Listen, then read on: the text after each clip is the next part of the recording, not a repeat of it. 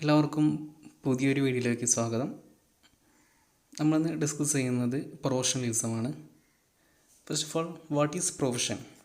Profession is a paid occupation founded upon specialized education and training.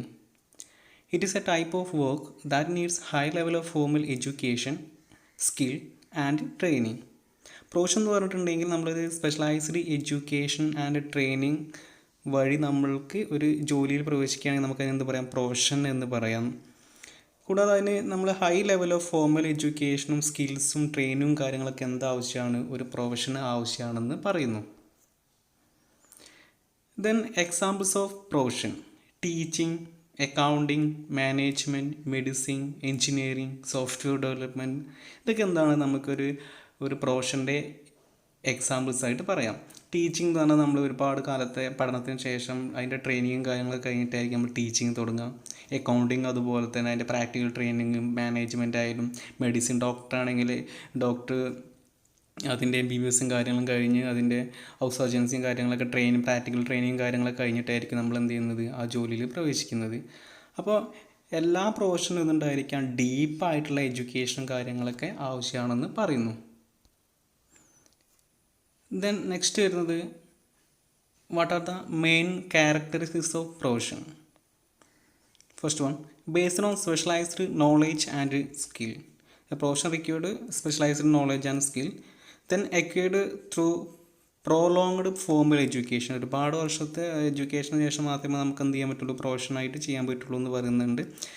It demands practical training in the area. തീർച്ചയായിട്ടും എന്തുണ്ടായിരിക്കണം? ഒരു practical training എന്തിനാവശ്യമാണ്? ഒരു profession ആവശ്യമാണെന്ന് പറയുന്നുണ്ട്. The renders a specialised social service. Then it is bound by distinctive ethical code and standard of behaviour. Then വരുന്നത് existence of professional organisation. ഓരോ പ്രൊഫഷനിലും എന്ത് ചെയ്യുന്നുണ്ട്? ഒരു പ്രൊഫഷണൽ ഓർഗനൈസേഷനിൽ മെമ്പർ ആയിരിക്കും എന്ന് പറയുന്നുണ്ട്. ICMA for doctors, ICI for CA chartered accountant, ഇങ്ങനെയൊക്കെ എന്ത് ചെയ്യുന്നുണ്ട്? ഓരോന്നിലും എന്തായിരിക്കും? ഇവർ മെമ്പേഴ്സ് ആയിരിക്കുമെന്ന് പറയുന്നുണ്ട്. ദെൻ നെക്സ്റ്റ് വരുന്നത് who is professional? Professional is a member of a profession. ഒരു പ്രൊഫഷൻ്റെ മെമ്പർ ആയിരിക്കും എന്ത് പറയുന്നത്? ഒരു പ്രൊഫഷണൽ എന്ന് പറയുന്നുണ്ട്. Professional is a person who earn their living from a specialized activity. ഒരു പെർട്ടിക്കുലർ ആക്ടിവിറ്റിയിലൂടെ ആയിരിക്കും അദ്ദേഹത്തിൻ്റെ ലിവിങ്സും കാര്യങ്ങളൊക്കെ അദ്ദേഹം നേടുന്നതെന്ന് പറയുന്നു. Then professional is a person who acquired specialized knowledge and skill through formal education and training. ഫോർമലായിട്ടുള്ള എഡ്യൂക്കേഷൻ ട്രെയിനിങ്ങിലൂടെ ആയിരിക്കും അദ്ദേഹത്തിൻ്റെ ക്വാളിറ്റീസും കാര്യങ്ങളൊക്കെ അദ്ദേഹം നേടിയെടുക്കുന്നതെന്ന് പറയുന്നു. ദെൻ നെക്സ്റ്റ് വരുന്നതാണ് professionalism. It is the way an individual conduct himself at work to represent both himself and his company in A positive way. Professionalism എന്ന് പറഞ്ഞിട്ടുണ്ടെങ്കിൽ നമ്മളെ ഒരു വർക്ക് അല്ലെങ്കിൽ നമ്മളെ ഒരു ബിസിനസ്സിന് നല്ലൊരു പോസിറ്റീവ് വേയിൽ ഒരു ഇൻഡിവിജ്വലിനും കൂടെ കൊണ്ടുപോകാൻ കഴിയുന്നെങ്കിൽ നമുക്ക് എന്ത് പറയാം? അതൊരു പ്രൊഫഷണലിസം എന്ന് വേണമെങ്കിൽ പറയാം. It is the competence or skill expected from A profession. ഒരു പ്രൊഫഷനിൽ നിന്ന് നമ്മൾ എക്സ്പെക്റ്റ് ചെയ്യുന്ന എന്താണ്? കോമ്പിറ്റൻസും സ്കില്ലിനൊക്കെ നമ്മൾ എന്ത് പറയാം? പ്രൊഫഷണലിസം എന്ന് പറയാം. It also include the way A manager or employee interact with other people in the organisation. കൂടാതെ എന്തുകൂടി വരുന്നുണ്ട്? ആ ഓർഗനൈസേഷനിൽ തമ്മിലുള്ള ഇൻട്രാക്ഷൻ, എംപ്ലോയർ തമ്മിലുള്ള ഇൻട്രാക്ഷനും കൂടി ഇതിൽ ഇൻക്ലൂഡഡ് ആണെന്ന് പറയുന്നു. നെക്സ്റ്റ് പറയുന്നത് characteristics of professionalism or qualities of a good professional. First വരുന്നത് specialized knowledge acquired through formal education. ഒരു പ്രൊഫഷണലായ വ്യക്തിയുടെ എന്താണ് നോളേജ് അദ്ദേഹം നേടുന്നത് ത്രൂ ഫോർമൽ എഡ്യൂക്കേഷനിലൂടെയാണെന്ന് പറയുന്നുണ്ട്. Then next competency, capability to apply the knowledge and skill in the area. എന്താണ്? ഒരു പെർട്ടിക്കുലർ ഏരിയയിൽ അദ്ദേഹത്തിൻ്റെ കഴിവും കാര്യങ്ങളൊക്കെ അപ്ലൈ ചെയ്യാനുള്ള എബിലിറ്റിയെ നമുക്ക് എന്താ പറയുക? കോമ്പിറ്റൻസി എന്ന് പറയാം.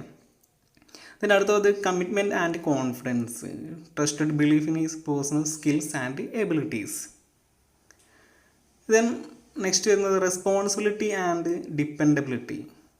ഏതൊരു ഒരു പ്രൊഫഷണലാണെങ്കിൽ എന്തുണ്ടായിരിക്കും, അദ്ദേഹത്തിന് ഒരു പെർട്ടിക്കുലർ ആയിട്ടുള്ള റെസ്പോൺസിബിലിറ്റിയും കാര്യങ്ങളൊക്കെ ഉണ്ടായിരിക്കും. കാരണം ഒരു വർക്ക് കൊടുത്തു കഴിഞ്ഞിട്ടുണ്ടെങ്കിൽ അത് ചെയ്യാനുള്ള റെസ്പോൺസിബിലിറ്റിയും കാര്യങ്ങളൊക്കെ അദ്ദേഹത്തിന് തന്നെയാണെന്ന് പറയുന്നുണ്ട്. ഇത് നെക്സ്റ്റ് വരുന്നത് good communication, ability to talk as well as listen. എന്താണ് കമ്മ്യൂണിക്കേഷൻ എന്ന് പറഞ്ഞാൽ നമുക്ക് ആ ഒരു വ്യക്തിക്ക് കേൾക്കാനും അതുപോലെ തന്നെ അത് സംസാരിക്കാനുള്ള ഒരു എബിലിറ്റിയെ നമുക്ക് എന്താ പറയാം, ഗുഡ് കമ്മ്യൂണിക്കേഷൻ എന്ന് പറയുന്നു.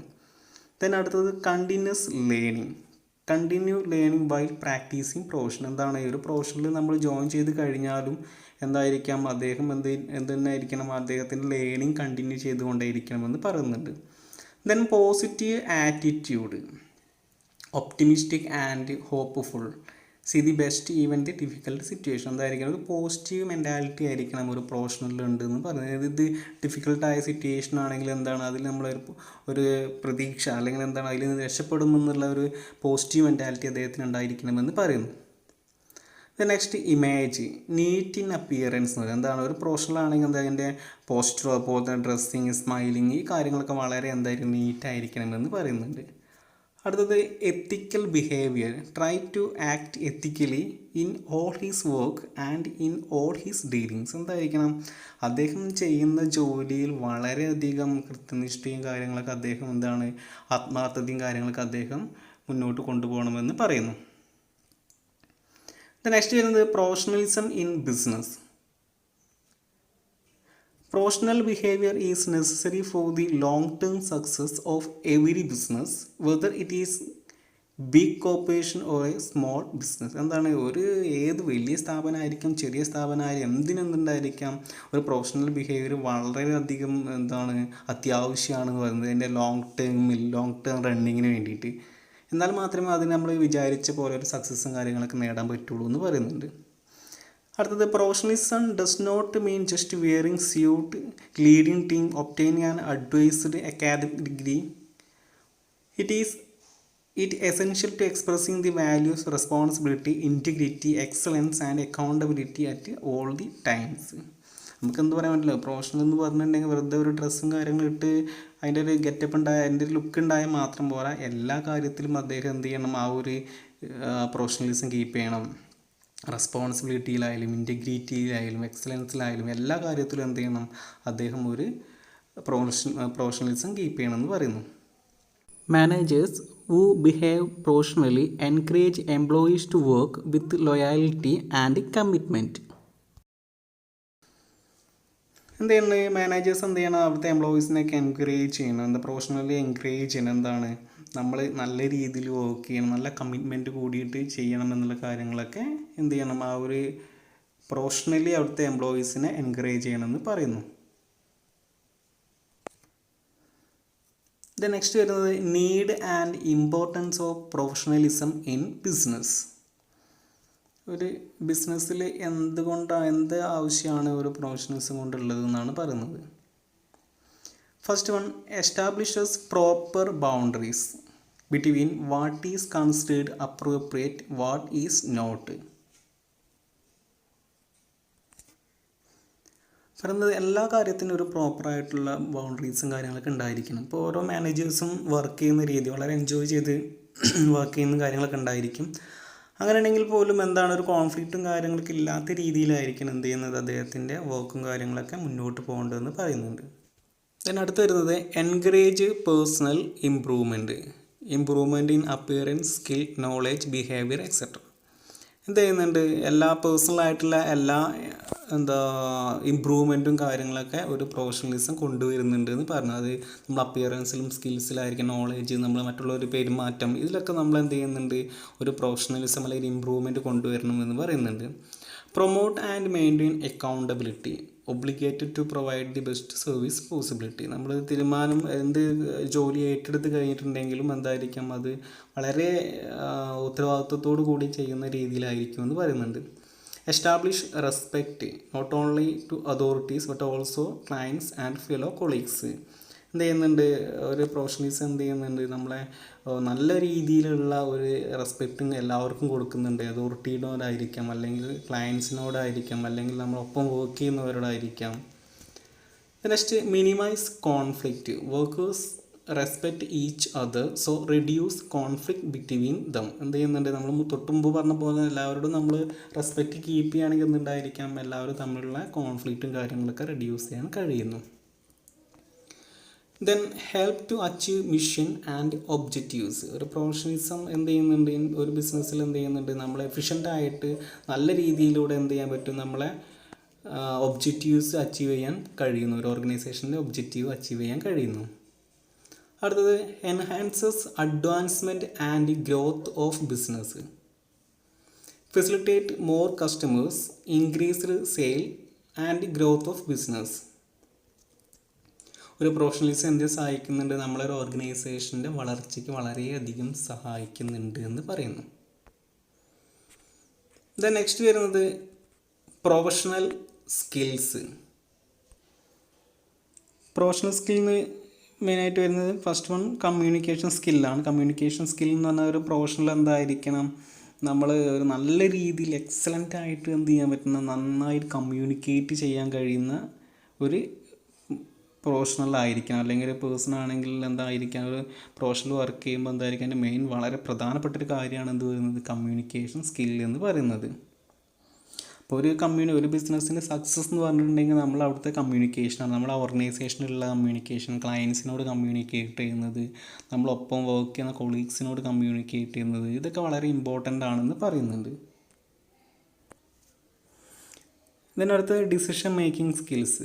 ഡിസിഷൻ മേക്കിംഗ് എന്ന് പറഞ്ഞിട്ടുണ്ടെങ്കിൽ നമ്മൾ അവൈലബിൾ ആയിട്ടുള്ള ഓൾട്ടർനേറ്റീവിൽ നിന്ന് ബെസ്റ്റ് വൺ സെലക്ട് ചെയ്യുന്നതിന് നമ്മൾ എന്ത് പറയുന്നത്, ഡിസിഷൻ മേക്കിംഗ് എന്ന് പറയുന്നത്. അപ്പോൾ എന്ത് ചെയ്യുക, ഒരു ഓർഗനൈസേഷനിൽ എന്തായിരിക്കാം, ഒരുപാട് പ്രോബ്ലംസ് ഉണ്ടായിരിക്കാം, ആ പ്രോബ്ലംസിന് ഒരുപാട് സൊല്യൂഷൻ അല്ലെങ്കിൽ ഓൾട്ടർനേറ്റീവ്സ് ഉണ്ടായിരിക്കും, അതിൽ ബെസ്റ്റ് വൺ പിക്ക് ചെയ്യാനുള്ള ഒരു കഴിവ് ആർക്കുണ്ടായിരിക്കണം, ഒരു പ്രൊഫഷണൽ സ്കിൽസ് ആണെന്ന് പറയുന്നുണ്ട്. അടുത്തത് problem solving skills.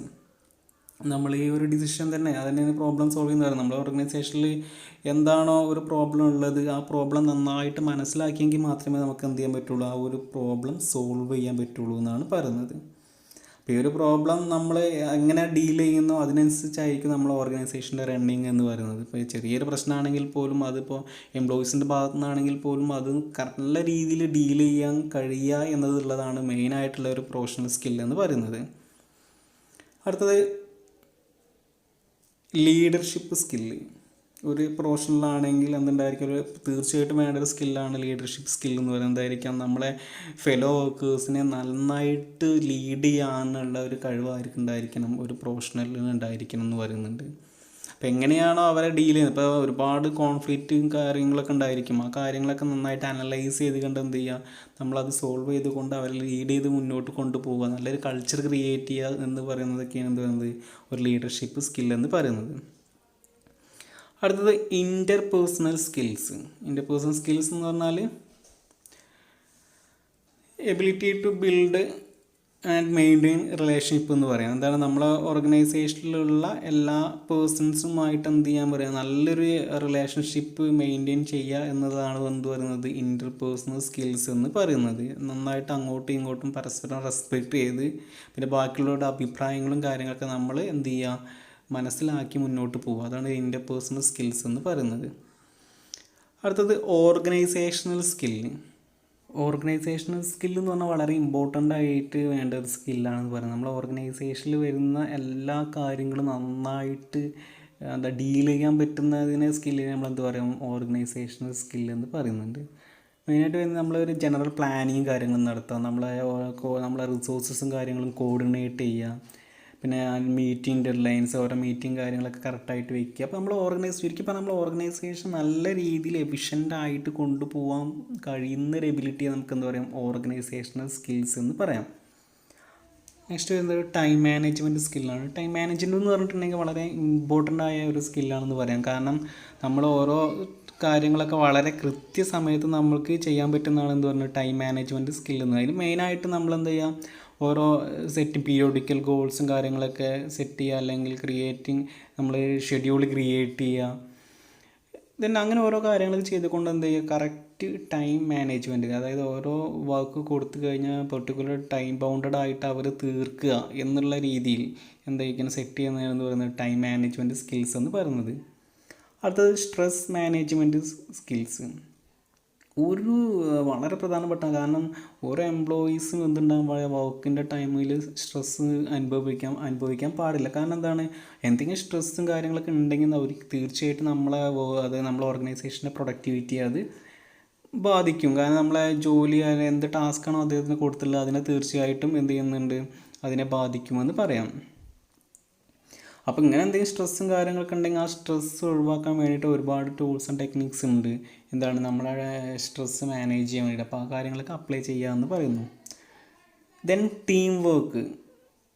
Employees are the part of team or department or division എന്ന് പറയാം. എന്താണ്, നമ്മളൊരു ഓർഗനൈസേഷനിലെ എന്ത് ചെയ്യാം, ഒരു ടീം റണ്ണിങ് ആയിരിക്കണം. അതായത് നമ്മളെ ഓർഗനൈസേഷൻ്റെ ടീമിൻ്റെ ഒരു മെമ്പറായിട്ട് വേണം നമ്മളൊരു ഓർഗനൈസേഷൻ്റെ എംപ്ലോയീസിനും കാര്യങ്ങളൊക്കെ മുന്നോട്ട് കൊണ്ടുപോകുക. അതാണ് എന്ത് പറയുന്നത്, ടീം വർക്ക് എന്നുള്ളതുകൊണ്ട് ഉദ്ദേശിക്കുന്നത്. നെക്സ്റ്റ് വർക്ക് എത്തിക്ക്. എന്താണ്, ഏതൊരു വർക്ക് ആണെങ്കിലും എന്തുണ്ടായിരിക്കണം, അതിലൊരു എത്തിക്സ് ക്രിയേറ്റ് ചെയ്യണമെന്ന് പറയുന്നുണ്ട്. കറക്റ്റ് ടൈമിന് എന്ത് ചെയ്യുക, നമ്മൾ ഓർഗനൈസേഷനിൽ അറൈവ് ചെയ്യുന്ന രീതി. ദെൻ നെക്സ്റ്റ് വരുന്നത് നമ്മളെ എറർ ഫ്രീ ആയിട്ടായിരിക്കണം നമ്മൾ വർക്കും കാര്യങ്ങളൊക്കെ ചെയ്യേണ്ടത്. ഇതൊക്കെ എന്ത് വരുന്നത്, വർക്ക് എത്തിക്കിൽ വരുന്നത്. നമ്മളെ ഒരു എത്തിക്സ്, ഒരു എന്താ പറയുക, മലയാളം മീനിങ് പറയുകയാണെങ്കിൽ എന്താ, ആത്മാർത്ഥത എന്നൊക്കെ പറയാം അല്ലേ. നമ്മൾ എത്രത്തോളം നന്നായിട്ട് നമ്മൾ ഓർഗനൈസേഷന് വേണ്ടി വർക്ക് ചെയ്യുന്നു അതിനനുസരിച്ച്. പിന്നെ അടുത്ത് വരുന്നതാണ് ഫ്ലെക്സിബിലിറ്റി. ഫ്ലെക്സിബിലിറ്റി എന്ന് പറഞ്ഞാൽ വളരെ ഇമ്പോർട്ടൻ്റ് ആയൊരു സ്കിൽ തന്നെയാണ്. കാരണം നമ്മൾ ഇപ്പം നമ്മൾ അറ്റ് പ്രസൻറ്റ് എന്ത് ചെയ്യുന്നുണ്ട്, ഏതൊരു എൻവയോൺമെൻ്റ് ആണെങ്കിലും എവർ ചേഞ്ചിങ് ആണ്. അപ്പോൾ ഈ ചേഞ്ചിങ്ങിനനുസരിച്ച് നമ്മൾ എന്ത് ചെയ്യുക, അത് അഡോപ്റ്റ് ചെയ്യാനുള്ള ഒരു എബിലിറ്റി തീർച്ചയായിട്ടും ഒരു പ്രൊഫഷണലിസ്റ്റിന് വേണമെന്ന് പറയും. മെയിനായിട്ട് പറഞ്ഞാൽ അഡാപ്റ്റബിലിറ്റിയാണ്. അത് ചേഞ്ച് എത്രത്തോളം നമ്മൾ അഡോപ്റ്റ് ചെയ്യുന്നു അതിനനുസരിച്ചിരിക്കും നമ്മളെ വർക്കും കാര്യങ്ങളൊക്കെ എന്ന് പറഞ്ഞു. അപ്പോൾ ഇതാണ് മെയിനായിട്ട് വരുന്ന ഒരു പ്രൊഫഷണലിൻ്റെ സ്കിൽ എന്ന് പറയുന്നത്.